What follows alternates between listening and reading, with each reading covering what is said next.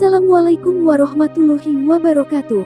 Allahumma sholli ala Sayyidina Muhammad wa ala ali Sayyidina Muhammad.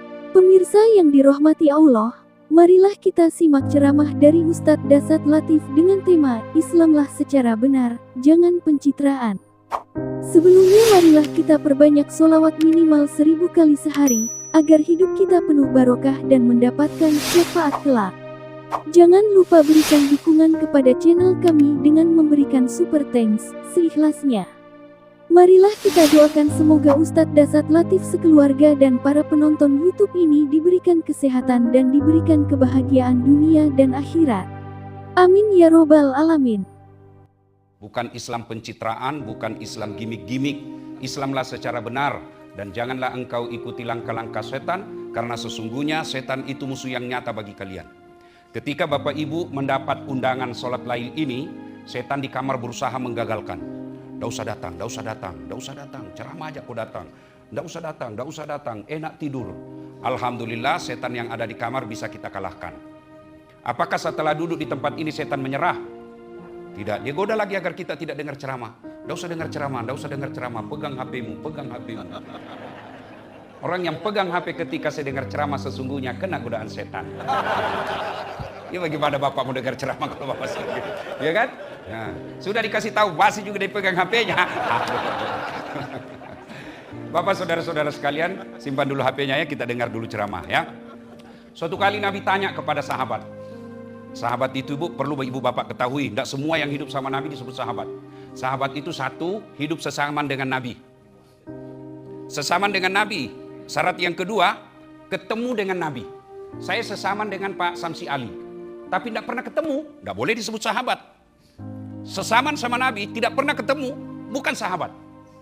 Yang ketiga, setelah itu beriman kepada Nabi. Ada orang sesamaan dengan Nabi, ketemu dengan Nabi, tapi tidak beriman kepada Nabi. Siapa? Abu Lahab. Syarat yang keempat, matinya tetap beriman kepada Nabi. Itu disebut sahabat. Ada orang yang beriman, sehidup sesama dengan Nabi, ketemu dengan Nabi, beriman kepada Nabi, tapi tidak mati dalam keadaan iman kepada Nabi. Ada. Siapa? Sahabat itu namanya, bukan sahabat. Orang itu namanya Abdullah bin Ubay. Dia tidak bisa disebut sahabat. Maka sahabat itu ketemu dengan Nabi, sesama dengan Nabi, beriman kepada Nabi, matinya pun tetap beriman kepada Nabi.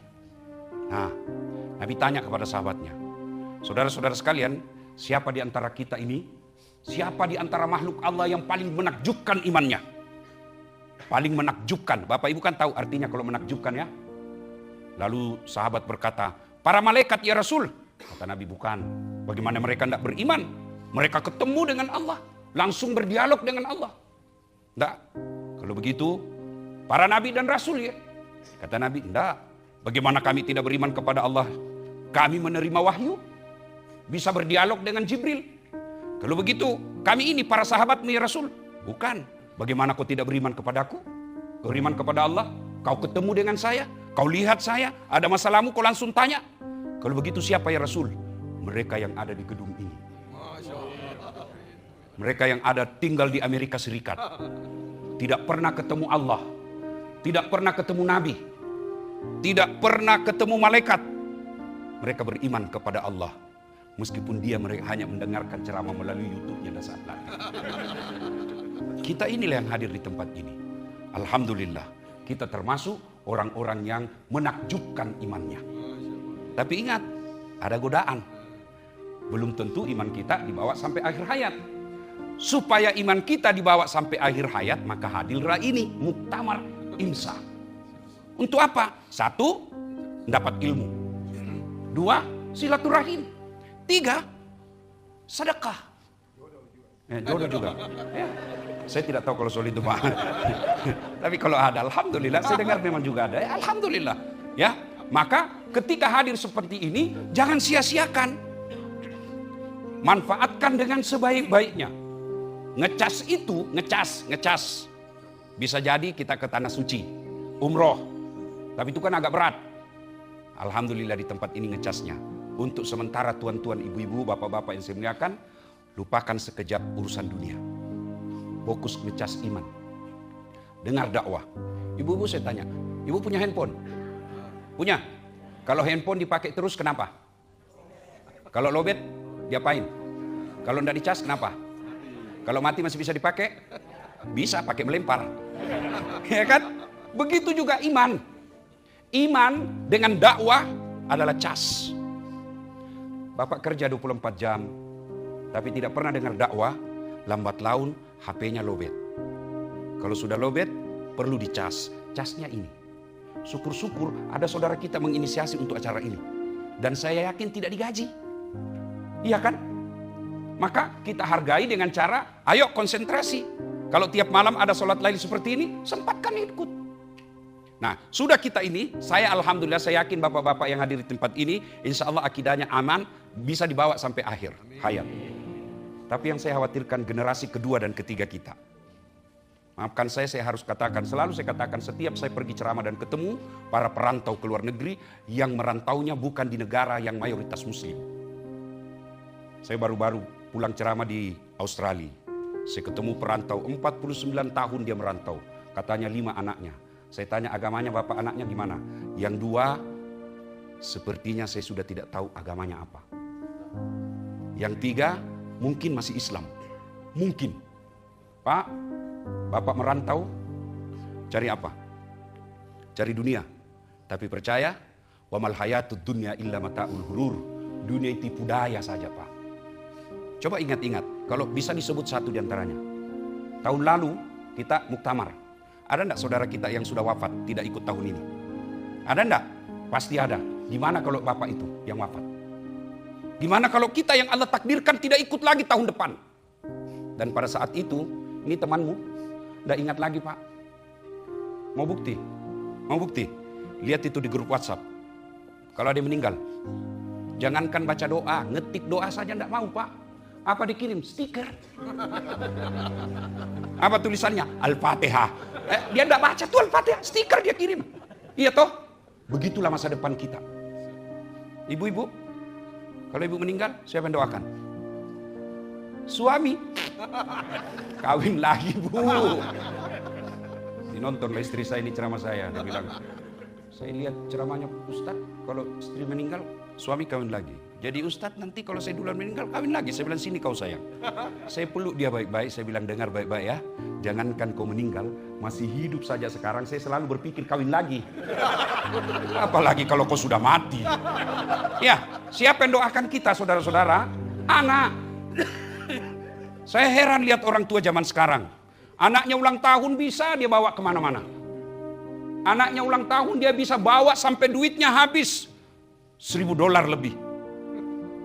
Tapi kenapa ketika pengajian seperti ini kita tidak mampu bawa anak kita? Saya yakin Bapak aman dah akidahnya sampai ajal. Anak. Oke, anak masih. Cucu.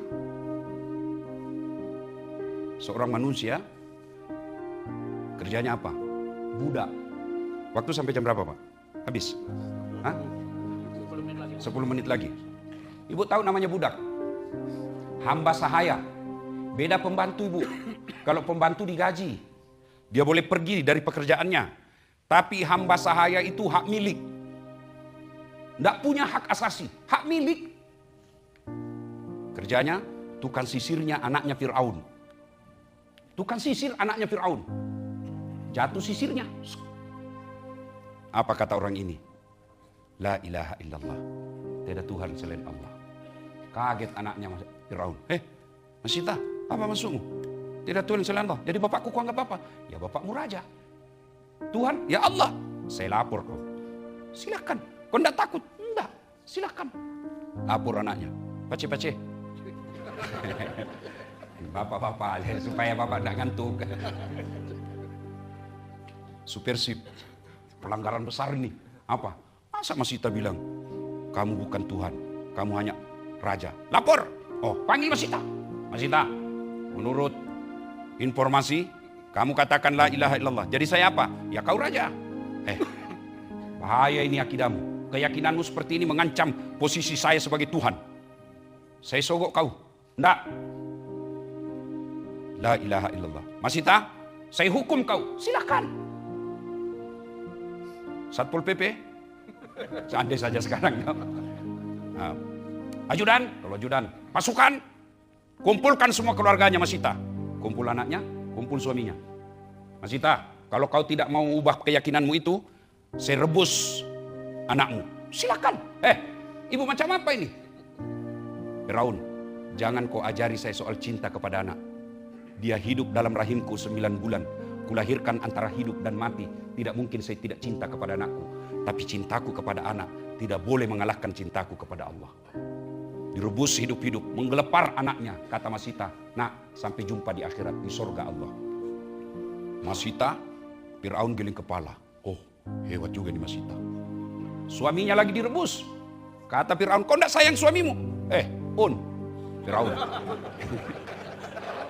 Jangan bicara soal cinta. Tidak mungkin saya terima lamarannya kalau saya tidak cinta sama dia. Tapi cintaku kepada suami tidak boleh mengalahkan cintaku kepada Allah.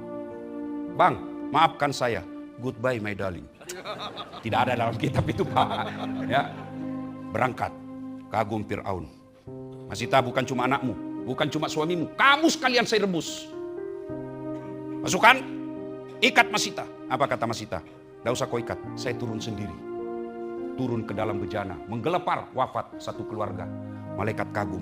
Lalu Allah katakan, coba kau lihat, karena cintanya kepada Allah, cintanya kepada aku, akidahnya kuat. Allah balas. Apa balasannya? Subhanallah, ketika Nabi Isra dan Mi'raj, Nabi mencium bau harum yang tidak pernah beliau dapati di dunia. Lalu Nabi bertanya, wahai Jibril, bau apa dia? Arwah para nabi? Bukan. Para rasul? Bukan. Siapa dia? Arwahnya Masita dan keluarganya. Cukup sampai di situ penghormatan Allah? Tidak. Sampai sekarang ini Allah muliakan.